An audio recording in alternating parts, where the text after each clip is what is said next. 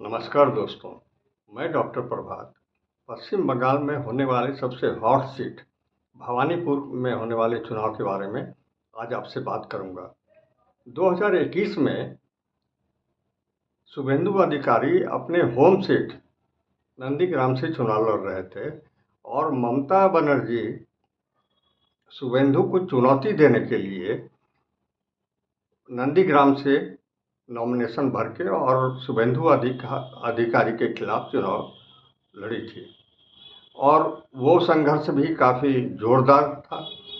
हालांकि शुभेंदु अधिकारी उसमें वादा किया था कि मैं ममता को कम से कम 50,000 वोट से हराऊंगा, लेकिन शुभेंदु अधिकारी ममता बनर्जी को 50,000 वोट से तो नहीं हरा सके, लेकिन 1,942 वोट से हराया जरूर।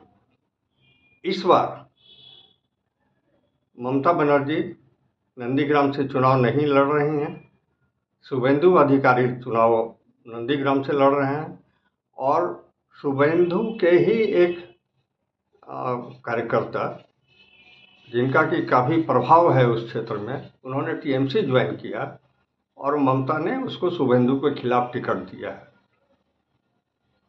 और दूसरी ओर ममता बनर्जी अपने होम सीट भवानीपुर से चुनाव लड़ रही हैं, जिसमें शुभेंदु अधिकारी 2021 के चुनाव को पलटते हुए 2021 में ममता शुभेंदु अधिकारी के होम सीट नंदीग्राम से जाके चुनाव लड़ी थी और 2026 के अप्रैल के चुनाव में शुभेंदु अधिकारी जबरदस्त पलटवार करते हुए ममता के होम सीट भवानीपुर से ममता को चुनौती देने के लिए अपना नॉमिनेशन कर रहे हैं।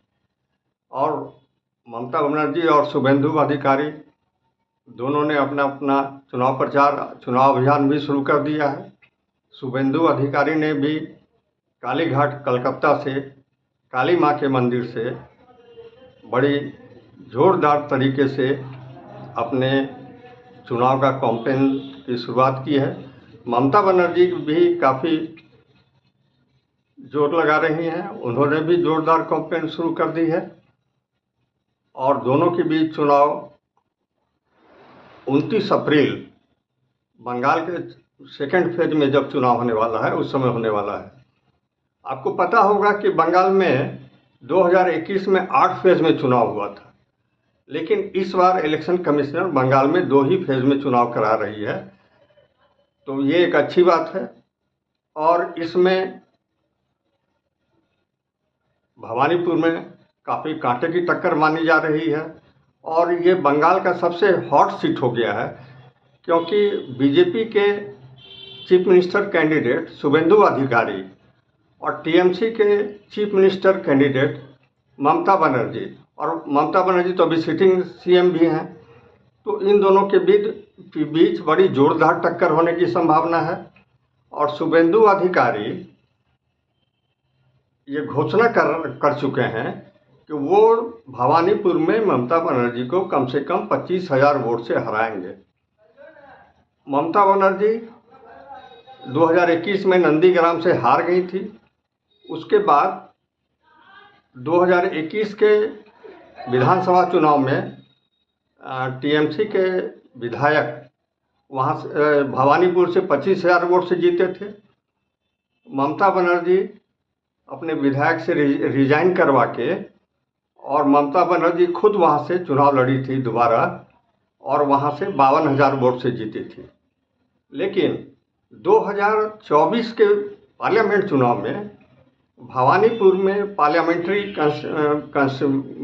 जो भवानीपुर पार्लियामेंट्री कॉन्स्टिट्यूएंसी के चुनाव में पार्लियामेंट के चुनाव में वहाँ पर टीएमसी का बीजेपी से बढ़त सिर्फ 8,000 का रह गया। दूसरी एक खास बात यह है कि भवानीपुर सीट से अभी जो एसआईआर लागू हुआ उसमें बहुत सारे फर्जी नाम वहाँ से कटे, उसमें 44,000 वोट सिर्फ भवानीपुर से कटा और 14,000 वोट उसमें संदिग्ध और पड़े हुए हैं, जिसमें से और भी कुछ वोट कटने की संभावना है। तो आप ये समझें कि भवानीपुर में 50 से 55 या 58 हज़ार वोट तक कर सकते हैं। ऐसे में भवानीपुर ममता बनर्जी के लिए एक कठिन सीट मानी जा रही है और ऐसे में ये देखना दिलचस्प होगा कि 29 मई के चुनाव के बाद जब 4 मई को रिजल्ट आएगा तो ये काफ़ी इंटरेस्टिंग होगा ये जानना कि वहाँ से शुभेंदु या ममता कौन चुनाव जीतते हैं। इस बार माना जा रहा है कि शुभेंदु बहुत जोरदार पलटवार करने जा रहे हैं और इसमें कोई आश्चर्य नहीं होगा अगर शुभेंदु ममता बनर्जी को भवानीपुर सीट से हरा दें। धन्यवाद दोस्तों। चुनाव से संबंधित और बातें अगले एपिसोड में। धन्यवाद।